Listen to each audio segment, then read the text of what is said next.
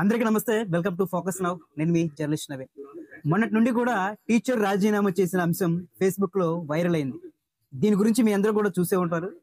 అయితే head master రాసిన రాజీనామా లేఖలో కొన్ని కీలకమైన కోణాలు, కీలకమైన అంశాల గురించి ఈ రోజు మనం మాట్లాడుకోవాల్సిన అవసరం ఉంది. ఆ హెడ్ మాస్టర్ కొన్ని పాయింట్స్ రాశారు. వాటి గురించి కూడా చూద్దాం. 29 సంవత్సరాల సర్వీస్ కలిగిన ఎలిమెంటరీ స్కూల్ ప్రధానోపాధ్యాయుడు ఎందుకు రాజీనామా చేశాడు? అలాంటి పరిస్థితులు ఎందుకు వచ్చాయి? అంత విసుగు కలిగించిందా విద్యాశాఖ విధి విధానాలు? అంత మనోవేదనకి గురయ్యేలా చేసిందా విద్యాశాఖ పనితీరు? అంటే రాజీనామా చేయాల్సినంత విషయం అక్కడ లేదు. రాజీనామా చేసేంత వేధింపులు కూడా విద్యాశాఖలో జరగలేదు. అయితే ఈ రాజీనామా వెనుక రాజకీయం, మత వివక్ష దాగుంది అనేది ఆ రాజీనామా లేఖలో స్పష్టమవుతుంది. ఈ రాజీనామా లేఖ చూస్తే ఇందులో రెండు అంశాలు, ఇవి కూడా చాలా సిల్లీగా అనిపిస్తాయి. ఈ మాత్రం దానికే ఎవడైనా రాజీనామా చేస్తాడా అని కూడా అనిపిస్తుంది. కేవలం వివాదాలు సృష్టించడానికి, ప్రభుత్వాన్ని బ్లేమ్ చేయడానికి ఇది చేశారు అనేది కూడా స్పష్టమయ్యేలాగా ఉంది ఆ రాజీనామా లేఖ. ఇందులో మొదటిగా పాయింట్ చూసుకుంటే, ఉదయం 6 గంటలకే 6, 7, 8 సంవత్సరాల పిల్లలు బడికి వస్తారా? 9 గంటలకు వచ్చేదే కష్టమవుతుంది. బలవంతంగా యోగాసనాలు వేయించాలా అనేది ఆ పాయింట్ లో రాశారు. రోజు రమ్మన్నారా? సంవత్సరం తరబడి రమ్మన్నారా? లేకపోతే ఒక్క పిల్లోడు కూడా రాకపోతే ఉద్యోగాలు తీసేస్తామన్నారా? అంటే లేదు. కేవలం 21వ తేదీన యోగాంధ్ర కార్యక్రమం సందర్భంగా ఆ ఒక్కరోజు మాత్రమే కదా ఉదయం 6 గంటలకు రమ్మన్నారు. మధ్యాహ్నం 12 గంటల వరకు కూడా యోగా కార్యక్రమం నిర్వహించి మధ్యాహ్నం నుంచి సెలవు ఇచ్చేశారు కదా. అందులో వచ్చినటువంటి ఇబ్బంది ఏంటి? సంవత్సరంలో ఒక్కరోజు. ఆంధ్రప్రదేశ్ విద్యాశాఖ చరిత్రలో ఇదే ఫస్ట్ టైం అనుకుంటా ఇలాంటి కార్యక్రమం చేయటం. ఆ ఒక్కరోజు కూడా రాలేరా? ఈరోజు చిన్న చిన్న పిల్లలు యోగా చేయడానికి ఉత్సాహంగా గంతులేసుకుంటూ వచ్చారు. ఏదో ఒక కొత్త కార్యక్రమం, ఒక కొత్త యాక్టివిటీ జరుగుతుంది స్కూల్లో అని పిల్లల పేరెంట్స్ కూడా సరదా పడి వాళ్ళ పిల్లల్ని ఉదయం 6 గంటలకి రాలేని వాళ్ళు 7 గంటలకే వాళ్ళ పిల్లల్ని తీసుకొచ్చి స్కూల్లో వదిలిపెట్టారు. ఇటు పిల్లలకి ఇబ్బంది లేదు, అటు పేరెంట్స్ కి ఇబ్బంది లేదు, ఇంకా మిగతా టీచర్స్ కూడా ఎలాంటి ఇబ్బంది లేదు. మరి ఈ ప్రధానోపాధ్యాయుడు మధుసూదన్ రావు గారికి ఎందుకు ఇబ్బంది అనేది అర్థం కానటువంటి విషయం. ఎలిమెంటరీ స్కూల్ ఉపాధ్యాయులు కదా ఈ మధుసూదన్ రావు. అక్కడికి వచ్చిన చిన్న చిన్న పిల్లల్ని చూసైనా సిగ్గుగా అనిపించలేదా ఈయనకి? మీకు రావడానికి బద్ధకం, దానిని పిల్లల పైన నెట్టేశారు.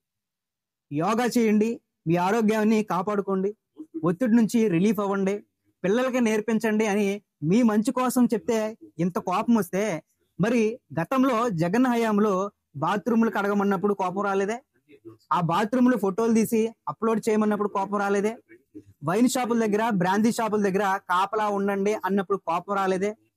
అప్పుడు రాజీనామా చేయాలనిపించలేదా? ఈ వార్తలన్నీ కూడా నేషనల్ న్యూస్ లో వచ్చాయిగా, అప్పుడు కోపం రాలేదా? అప్పుడు రాని కోపం ఒక్క రోజు ఉదయం 6 గంటలకు వచ్చి 12 గంటలకు వెళ్ళిపోమంటే కోపం వచ్చిందా? రాజీనామా చేయాలనిపించిందా? ఇదే రాజీనామా లేఖలో ఇంకో పాయింట్ ఏంటంటే, విద్యని కాషాయీకరణ చేయాలంటే చేసుకోండి, అది మీ ఇష్టం అని రాశారు. కాషాయీకరణ చేయడం ఏంటి? విద్యకి కాషాయీకరణ ఏంటి? అంటే విద్యకి రంగు అంటగట్టారా? యోగా అనేది ఒక మతానిది అనే మీ ఉద్దేశం. ఆ మతానికి సంబంధించింది కాబట్టే, ఆ మతం కాషాయానికి సంబంధించింది కాబట్టే మీరు ఈ కార్యక్రమాన్ని చేయలేదా? యోగా అనేది ఒక మతానికి సంబంధించిందా, లేకపోతే అది ఒక శాస్త్రమా, సైన్సా? ఇదేనా మీ 29 సంవత్సరాల ఎక్స్పీరియన్స్ మీకు నేర్పించింది? అంటే మీకు కాషాయం అంటే కోపం, కాషాయం అంటే మీకు పడదు. అంటే మన 3 రంగుల మువ్వన జెండాలో కూడా కాషాయం ఉంటుందిగా. అంటే మీరు మన జెండాని కూడా వ్యతిరేకిస్తారా? మన జెండాకి కూడా వందనం చేయడానికి సంకోచిస్తారా? అదే కదా మీ ఉద్దేశం. మీరు చెప్పిన దాని ప్రకారం అర్థం అదే కదా. యోగా చేయడం అంటే విద్యని కాషాయీకరణ చేయడమా? యోగా అనేది మతంకి సంబంధించింది కాదు అని తెలియని ఇలాంటి వాళ్ళు టీచర్ వృత్తికి రాజీనామా చేయడమే ఉత్తమం. అంటే ఒక ఉపాధ్యాయుడు ఉండి 10 మంది పిల్లలకి నీతులు చెప్పాల్సిన వీళ్లే, కుల మతాలకి దూరంగా ఉండాల్సిన వీళ్లే మత విద్వేషాలు మనసు నిండా నింపుకున్నారు అని అనుకోవచ్చా? ఇంకేం రాశారు? యాప్ల భారం అంట.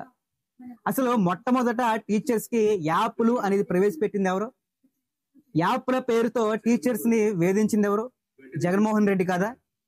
అప్పుడు కోపం రాలేదా? అప్పుడు రాని ఫ్రస్ట్రేషన్ ఉదయం 6 గంటలకి ఒక్క రోజు రమ్మనేందుకు వచ్చేసిందా? ఇంకొక పాయింట్ ఏంటంటే, మహిళా టీచర్లు ఆ టైంకి ఎలా వస్తారు, వాళ్ళు ఎప్పుడు బయలుదేరాలి అని అన్నారు.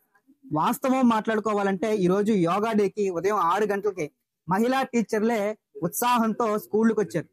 హైపర్ యాక్టివిటీతో సరదాగా స్కూల్కి వచ్చి పిల్లలతో గడిపారు. ఏ మహిళా టీచర్ కూడా ఇందులో ఒత్తిడి ఉందని భావించలేదు. చక్కగా సరదాగా యోగా చేసి ఈ కార్యక్రమాన్ని విజయవంతం చేసింది మహిళా టీచర్లే. ఇంకోటి ఏంటంటే, పిచ్చి చేష్టలతో విద్యాశాఖ నవ్వులు పాలవుతుందంట. ప్రభుత్వం పిచ్చి చేష్టలతో కాదు, మీరు చేసిన ఈ పనితో ఉపాధ్యాయులందరూ కూడా ఒక రకంగా నవ్వులు పాలయ్యారు అని అనుకోవచ్చు.